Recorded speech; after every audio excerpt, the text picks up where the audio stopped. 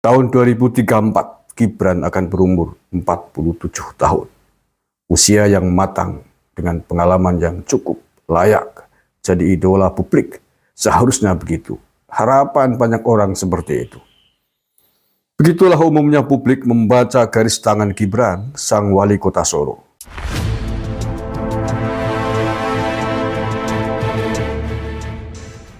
Assalamualaikum warahmatullahi wabarakatuh. Saudara-saudaraku sebangsa setanah air yang saya cintai, saya banggakan. Sebelumnya mohon jangan skip video ini, karena bisa jadi video ini akan membuka cakrawala berpikir kita. Cakrawala berpikir yang baru, yang selama ini tidak pernah Anda duga sebelumnya. Jadi mohon ditonton sampai akhir. Gibran, pemimpin masa depan, ataukah pemimpin masa? Trauma Jokowi, langkah catur Jokowi yang hari ini mungkin Anda benci. Tahukah Anda apa yang menjadi ketakutan Jokowi? Pahamkah Anda trauma yang ingin dilawannya? Bagi yang sudah menonton film His Only Son, atau penonton film dengan judul lain, dengan tema atau semangat yang sama, bayangkanlah sebentar posisi Gibran sebagai anak yang akan dikorbankan. Masa depan politiknya di luar konteks capres ini sesungguhnya sangat cerah. Dia sangat mungkin mengulangi kisah sukses bapaknya di dunia politik. Tahun 2024 semestinya Gibran bisa menjadi gubernur, entah di Jateng atau di DKI. Sentimen publik sangat positif terhadap Gibran, bahkan dari pihak yang saat ini sangat membencinya. Dan bila Gibran sudah 2 periode menjadi gubernur, maka langkah berikutnya sudah jelas, jadi calon presiden. Dan sangat mungkin menang. Mengapa? Karena konsultan politiknya adalah presiden tersukses di Indonesia hari ini, bapaknya sendiri. Tahun 2034, Gibran akan berumur 47 tahun. Usia yang matang dengan pengalaman yang cukup layak jadi idola publik. Seharusnya begitu. Harapan banyak orang seperti itu. Begitulah umumnya publik membaca garis tangan Gibran, sang wali kota Solo. Dan kalau anak tangga itu bisa dilaluinya secara wajar, maka dukungan kepadanya akan sangat kuat. Asal sabar menunggu 10 tahun lagi saja. Bila Ganjar berhasil menjadi presiden dan Gibran menggantikan beliau di Jateng, maka PDIP akan punya stok calon presiden untuk 20 tahun ke depan. Indah buat semua orang. Tapi Gibran adalah kurban yang harus dipersembahkan demi masa depan Indonesia. Mengapa disebut kurban? Bayangkan sejenak. Kalau tidak ikut pilpres, tapi ikut pilkada saja, peluangnya sangat besar. Musuh sedikit. Bila kalah dalam pilpres 2024 nanti, karirnya akan otomatis meredup. Seperti Agus Harimurti Yudhoyono. Atau lebih malang lagi, nasibnya seperti anak-anak cendana yang tak pernah bisa masuk ke dunia politik secara terhormat. Akan jadi gembel politik tanpa kelimpahan materi. Dan Gibran pasti akan sangat sulit untuk rebound. Dia malah akan dianggap lebih rendah dari AHY dan anak-anak cendana yang melimpah harta. Dia akan terlanjur dicap pengkhianat, namanya busuk. Tak akan ada partai yang mau memberinya keistimewaan lagi. Tidak seperti AHY yang bapaknya memiliki partai politik. Gibran sangat mungkin jadi gembel politik seumur hidupnya. Suram sekali. Apakah Gibran tidak tahu itu? Apakah Jokowi tidak tahu itu? Apakah Iriana tidak tahu itu? Apakah Opung Luhut tidak tahu itu? Tentu saja mereka tahu. Mereka sangat sadar akan resikonya. Gibran akan menjalani hari-hari yang sangat berat saat ini dan ke depan nanti. Sekalipun menang pilpres, jalan yang dilaluinya tidak akan mudah. Pengalaman dan pengetahuannya memang masih amat kurang. Hanya orang bodoh yang akan berkata bahwa Gibran cukup matang menjadi wakil presiden. Menang saja masih akan jadi masalah, apalagi kalau Gibran sampai kalah. Tapi mengapa Gibran mau menempuh jalan sangat berisiko ini? Bukankah ada jalan lain yang lebih rasional untuk meniti karir politik? Inilah yang kutanyakan berulang-ulang dalam benakku. Peluang menang Pilpres tidak sebesar peluang menang jadi gubernur.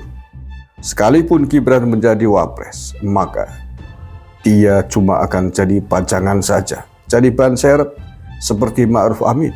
Seperti semua wapres sebelumnya, tidak banyak disorot media.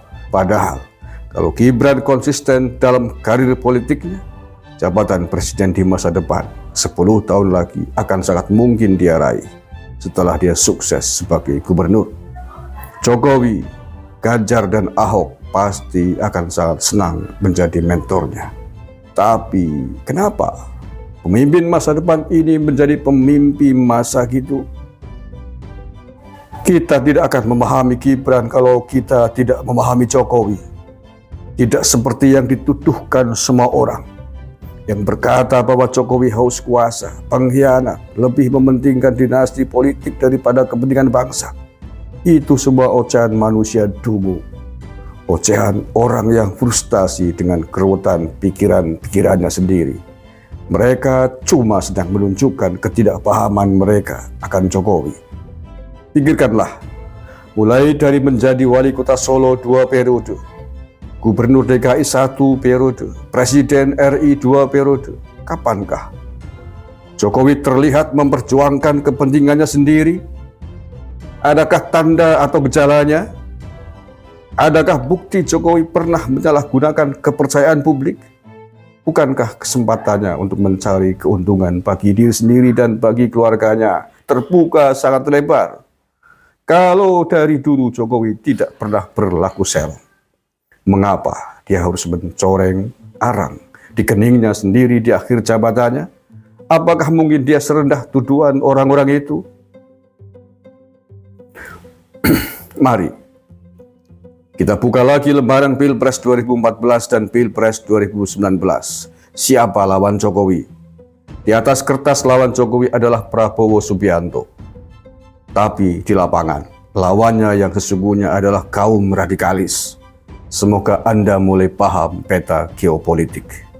Tahun 2014, Prabowo berpasangan dengan Hatta Rajasa. Apakah mereka orang-orang radikal? Apakah mereka berasal dari keluarga radikal? Apakah mereka tergabung dalam kelompok radikal? Demi Raminten dari Jogja atau demi Tautatis dari Galia, mereka adalah 100% nasionalis. Kalaupun Hatta Rajasa berasal dari PAN, dia juga adalah kelompok agamis moderat. Tidak ada rekam jejaknya yang terindikasi radikal. Tapi mengapa Pilpres 2014 bisa menjadi sangat brutal? Dengan pembelahan dan permusuhan antar cebong dengan kampret, dengan isu agama yang sangat masif. Siapa yang menabuh genderangnya? Aneh kan? Lalu tahun 2019, Jokowi juga berhadapan lagi dengan Prabowo yang kini berpasangan dengan Sandiaga Uno. Apakah mereka berdua berasal dari kelompok radikalis? Apakah mereka berasal dari keluarga radikalis? Tidak. Tapi mengapa Pilpres 2019 juga sangat brutal dengan isu-isu pembelahan identitas yang sangat kental? Agama yang dijadikan alat kampanye yang kejam. Aneh sekali bukan? Kedua calon presiden dan wakil presiden itu, Prabowo dan Sandiaga Uno, sama sekali tidak punya bibit radikalisme agama. Tapi mengapa tim mereka dikuasai kelompok radikal yang sangat puas dan brutal juga? Ganjil sekali bukan? Lalu di antara kedua pilpres itu, ada pilkada DKI pada tahun 2017 yang puncaknya adalah pertarungan antara Ahok Jarot melawan Anies Sandi. Adakah di antara mereka yang berasal dari kaum radikalis? Apakah ada di antara mereka yang keluarganya radikalis agamis? Tidak. Anies walaupun orang Arab adalah mantan pendukung Jokowi sangat moderat. Sandiaga Uno juga sangat jelas rekam jejak keluarganya. Tapi mengapa Pilkada DKI 2017 menjadi sangat brutal dengan isu agama yang sangat berbau amis, bahkan sampai mengantarkan Ahok masuk penjara?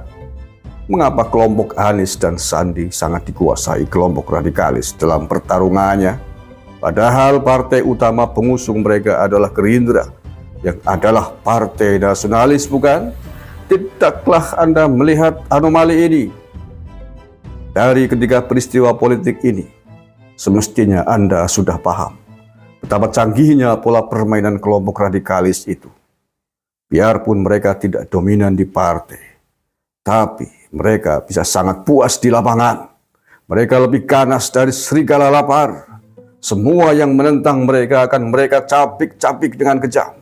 Isu agama akan menjadi senjata yang sangat ampuh melumpuhkan logika anak bangsa. Dan itu sudah mereka buktikan. Nah, bayangkanlah diri Anda di posisi kepala negara melihat peta persoalan itu. Miris sekali. Tinggal selangkah lagi saja sebelum Indonesia tercerai-berai karena konflik identitas. Cebong maupun kampret kadrun sudah sama-sama panas. Sudah terbakar dendam kesumat. Bila ada pemicu yang pas, segera akan terjadi ledakan revolusi sosial. Bahkan mungkin perang saudara. Itulah yang dilihat Jokowi. Itulah yang mungkin tidak Anda lihat. Itulah yang menggelisahkan hati kepala negara. Ancaman bagi Indonesia Emas 2045. Prabowo itu orang kuat, Hatta Rajasa dan Sandiaga Uno itu orang pintar, Anies Baswedan apalagi, tapi tak satu pun di antara mereka berkutik melawan siasat kaum radikalis. Mereka dipaksa untuk tunduk. Itu fakta yang akan Anda temukan kalau melihat tahun-tahun ke belakang. Tidak menyenangkan, tapi itulah faktanya. Apa adanya. Maka ingatlah beberapa pesan presidennya agak aneh beberapa waktu yang lalu. Aku yakin Anda pasti masih ingat. Walau ku yakin Anda mungkin tidak paham maknanya. Ada dua pesan yang ku ingat baik-baik. Pertama, Presiden berkata bahkan dia akan ikut cawe-cawe. Artinya ikut campur dalam konstelasi pemilihan presiden. Mengapa? Sekarang semestinya Anda tidak bingung lagi. Jokowi tidak sedang berjuang demi dirinya atau keluarganya, tapi demi memenangkan peperangan melawan pengaruh kaum radikalis agamis yang brutal itu. Jokowi sedang mengamankan masa depan Indonesia dengan memilih jalan yang tidak populer, dengan resiko dibenci banyak orang yang tidak mengerti. Apakah kelompok radikalis agamis itu berdiri sendiri dan independen? Anda sangat dungu kalau berpikir demikian. Siapa pendiri dan penyokong ISIS di balik layar? Siapa pendiri dan penyokong Al-Qaeda di balik layar? Siapa yang dulu membina Taliban melawan Uni Soviet di balik layar? Tanpa dalang di belakang mereka, semua kelompok itu bukanlah siapa-siapa. Mereka bisa menjadi sebesar dan sebrutal itu atas dukungan kelompok kepentingan tertentu. Tujuannya jelas, ada wilayah dan sumber daya yang harus dikuasai. Kelompok-kelompok itu hanya pion atau wayang yang bisa terlihat berperan, tapi dalang mereka tersembunyi dari segala pandangan. Pernahkah Anda berpikir akan sebuah fakta aneh? Muammar Gaddafi amat sukses membangun Libya. Rakyatnya semua relatif makmur. Pendapatan per kapita mereka sangat tinggi. Rakyat Libya mayoritas mencintai Gaddafi sama seperti rakyat Indonesia yang mayoritas puas dengan kinerja Jokowi sebelum Pilpres ini. Tapi, mengapa Gaddafi dibunuh di jalanan seperti maling ayam kelas kampungan? Yang tak kalah lucu ialah nasib Saddam Hussein. Dia berhasil membangun negaranya. Dia menjadi kekuatan yang berpengaruh di Timur Tengah. Tapi negara asing memporak-porandakan negaranya dengan tuduhan menyimpan senjata pemusnah massal yang sampai hari ini tidak terbukti. Saddam Hussein sudah mati dan kasusnya ditutup begitu saja. Para pembunuhnya bebas dengan topeng-topengnya. Apakah semua kisah di atas cuma sebuah kebetulan saja? Kalau iya, maka betapa anehnya. Maka dari itu, kita akan paham maksud dan pernyataan Jokowi yang kedua, yang juga disalahpahami para pengamat dan badut-badut politik. Jokowi berkata bahwa dia mendapat semua laporan intelijen terkait perkembangan sosial politik tanah air dan dunia. Pengamat dan badut politik menuduh Jokowi memata-matai partai politik dan para calon presiden. Untuk apa? Bodoh sekali bukan? Jokowi sedang menyampaikan sesuatu yang sangat sensitif, bahwa tangan-tangan asing sedang berusaha mengobok-obok bangsanya, bangsa kita. Dan pemilu kali ini adalah media yang mereka pakai untuk melancarkan aksinya seperti pemilu-pemilu sebelumnya. Mereka sudah tanam saham dalam 2 kali pilpres dan beberapa pilkada, di mana pilkada DKI adalah puncaknya. Bila rakyat Indonesia masih akan dibentur-benturkan lagi, yang banyak di antaranya sudah termakan dendam berkarat, bukan tidak mungkin hasilnya akan sangat buruk. Perang saudara bukan tidak mungkin terjadi. Maka dengan perhitungan inilah masa depan Gibran dijadikan taruhan. Dengan masuknya Gibran di barisan Prabowo, kaum radikalis akan sangat sulit berbicara mewakili kepentingan Prabowo. Dengan menempelnya Jokowi pada Prabowo, tangan-tangan geopolitik global akan sulit mengacak-acak gerakannya. Mereka amat jijik dengan Jokowi dan akan enggan mendukung calon yang didukung Jokowi. Mungkin ada yang bertanya, tidak bisakah Erick Thohir atau tokoh lain yang menjadi cawapres Prabowo?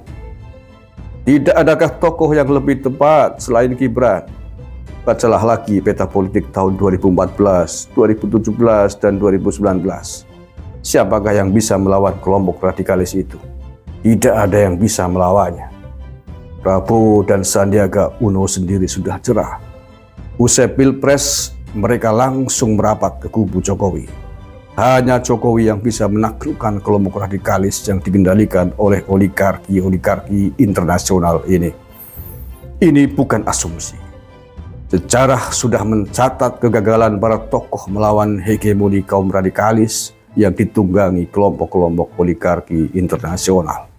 Mereka amat pintar bersembunyi, dan itu yang membuat mereka sangat sukar dibasmi.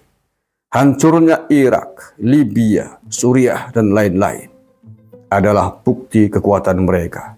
Jangan sampai Indonesia jadi korban berikutnya. Lalu, apa hasil cawe-cawe Jokowi? Lihatlah semua pasangan capres itu. Ganjar berpasangan dengan Mahfud, tak ada keraguan pada mereka. Gerakan mereka di-backup penuh oleh PDIP yang ideologinya jelas. Prabowo di-backup keluarga Jokowi. Jokowi adalah antitesa kaum radikalis. Anies ditempel Muhaimin Iskandar. Muhaimin sendiri bukan sosok yang kuat, tapi karena berlatar NU. Keluarga pendiri NU sudah pasti NU akan memperhatikan betul langkah-langkah beliau. NU tentu tidak mau kecolongan. Alangkah malunya NU kalau Cak Imin ditunggangi kelompok radikalis. Maka dengan formasi ini, agenda Pilpres 2024 sudah mulai terkendali. Bisa dibilang, semua paslon adalah all Jokowi men, termasuk Anies dan Cak Imin. Maka perhatikanlah suasana kebatinan netizen pasca pendaftaran para capres kemarin. Nyaris tidak ada hingar-bingar isu identitas agama yang dipertentangkan. Semua capres bisa lega karena tidak dituduh PKI dan anti-Islam. Tapi bukan berarti kelompok radikalis diam-diam saja. Di ranah Pilpres mereka sudah terkunci, masih mencari cara untuk membacaknya. Maka mereka memainkan isu yang sangat brutal dalam kasus Palestina vs Israel. Saking halusnya permainannya, nyaris tak ada orang yang menyadari strategi licik mereka. Pahamkah Anda? Rakyat Palestina, Duta Besar Palestina untuk Indonesia, pemerintah Indonesia sudah dengan tegas menyatakan bahwa konflik Palestina vs Israel bukanlah perang agama. Itu adalah konflik antara dua bangsa yang berebut wilayah. Kedua bangsa punya komposisi umat beragama yang hampir sama dengan komposisi terbalik. Di Palestina ada umat Islam, ada Kristen, ada Yahudi, dan lain-lain.